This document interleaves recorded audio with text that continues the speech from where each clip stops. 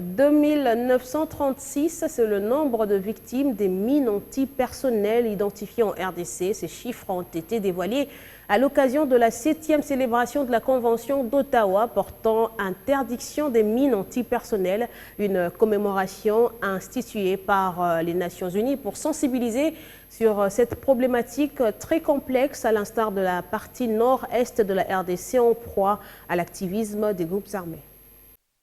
C'était la 7e célébration de la Convention d'Ottawa sur l'interdiction des mines antipersonnelles. Cet événement a un objectif, la sensibilisation et l'assistance à la lutte anti-mines instituée par les Nations Unies.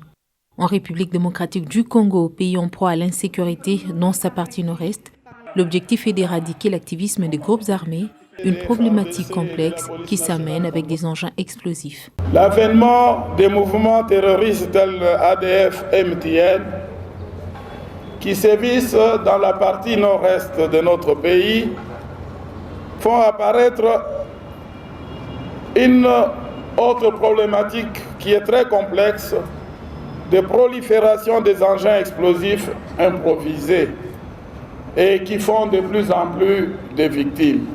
Nous sommes donc convaincus que les efforts seront conjugués entre la République démocratique du Congo et la communauté internationale pour éradiquer ces forces du mal qui s'adonnent plutôt aux activités criminelles. 2 936 000, c'est le nombre des victimes identifiées. Un tableau sombre, un besoin criant en termes d'assistance. La République démocratique du Congo n'a pas été épargnée de cette situation des victimes, car elle compte aujourd'hui 2 936 victimes identifiées, dont près de 20% seulement du territoire national. Ces dernières accusent un besoin criant d'assistance médicale, de réadaptation physique et de réinsertion socio-économique. C'est cette détresse qui a poussé notre pays à ratifier la convention qui s'est évoquée en 2002 et dès lors, la lutte anti-mine a remarquablement évolué en République démocratique du Congo. À cette célébration, se sont jointes les victimes de ces engins explosifs. Cette dame nous relate son histoire vécue en 2000 dans l'est du pays.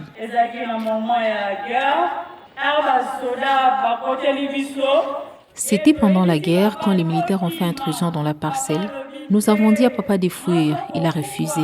Nous lui avons supplié avec insistance, il a dit qu'il préférait mourir dans sa maison. Maman et moi avons pris la fuite. Mon père et mon grand frère ont été abattus. C'est du côté où je m'étais réfugié, dans la forêt, que j'ai piétiné la mine antipersonnelle.